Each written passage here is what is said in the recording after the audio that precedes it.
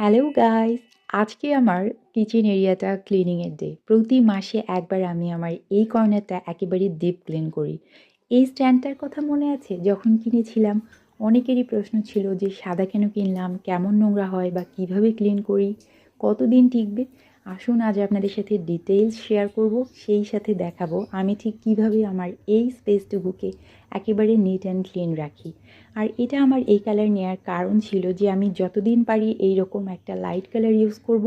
এরপরে যদি খুব বেশি নোংরা হয়ে যায় যে কোনো ডিপ কালারে পেইন্ট করে ফেলবো। So let's start the cleaning part. আমি যখন ডিপ ক্লিন করি আমি এই জায়গাটা পুরোটা ফ্রি করে নিই আমার সুবিধার জন্যই, যেহেতু স্পেস অনেক কম। অ্যান্ড লুক এট দিস, এতগুলো পিঁপড়া! মানে শীতকাল, তারা সবসময় খোঁজে কাঠ বা মাটি, সেই সাথে উষ্ণতম জায়গা। তো চুলার পাশে ছাড়া তাদের জন্য বেস্ট জায়গা আর কী বা হতে পারে।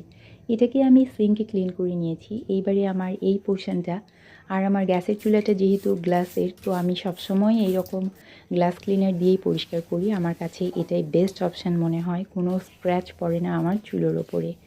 আর গ্যাসের চুলোটা পুরোটা উঠিয়ে নিচটা আমি ক্লিন মাসে একবারই করি সত্যি বলতে, কেননা আমাকে সব কিছু সেট আপটাই সরিয়ে ফেলতে হয়। আমার স্পেসটা অনেক কম, সেখানে আমার অনেক জিনিস থাকে। আমি তো প্রথমেই দেখিয়ে দিলাম।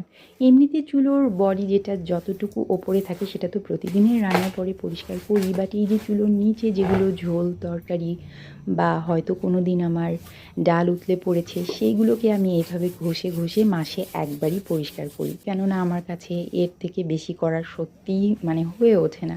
মিথ্যে বলে লাভ নেই। এই তো হয়ে গেল, কি ফ্রেশ লাগছে এখন জায়গাটা। এইবার আমি একে একে সমস্ত কিছু এখানে সেট আপ করবো। আর এই যে কাঠের জিনিসগুলো আমি জাস্ট একটা শুকনো কাপড় দিয়েই মুছে নিই, কেননা কাঠে আমি কোনো ধরনের পানি বা অন্য কিছু কখনোই অ্যাড করি না। একে একে সমস্ত কিছু যখন দেই, তখন আমার এই জারগুলো, যেটা সম্পর্কে আমি অনেক সময় জিজ্ঞাসা পাই এটা গ্লাসের কিনা, এটা কিন্তু প্লাস্টিক, বাট এত সুন্দর যে দেখতে গ্লাস মনে হয়। এগুলোকে জাস্ট একটু ঝেড়ে মুছে নিলেই হয়ে যায়। আর এগুলো আমি সেট আপ করার আগে প্রতিটা জার রিফিল করে নিই যে যে মশলাগুলো আমার দরকার। And this is the best part. সব কিছু ভরা ভরা দেখতে আমার সবচাইতে বেশি ভালো লাগে। ব্যাস হয়ে গেল, এগুলো সমস্তটা যার যার জায়গায় তাদেরকে রেখে দিলাম। আর এই যে অয়েল জার, এটা একটা ট্রান্সপারেন্ট গ্লাস, এটাতেও আমি আমার গ্লাস ক্লিনারটা স্প্রে করে নিই। এটা তেল চিটচিটে হয়ে থাকে, যেহেতু তেল দু এক ফোঁটা পরেই। এটা কিন্তু গ্লাস ক্লিনার দিয়ে প্রতি মাসে একবার করে যদি পরিষ্কার করে নিই, দেখতে একেবারেই নতুনের মতোই লাগে। ব্যাস কমপ্লিট। আর এটা আর একটা আমার খুব দরকারি জিনিস, চালের গুঁড়ো, যা মাছ ভাজা বা যে কোনো পাকোড়াতে দিতে হয়। আর এটা রেগুলার অয়েল, সেটা হলো সরিষার তেল। আর এটা একটা সল্ট জার, যা আপাতত শোপিস হিসেবে ইউজ হয়। আর দিস ইজ দ্য বোর্ড, যেটা আপনারা সবসময় দেখেন, এটাও কিন্তু ওয়াশেবল।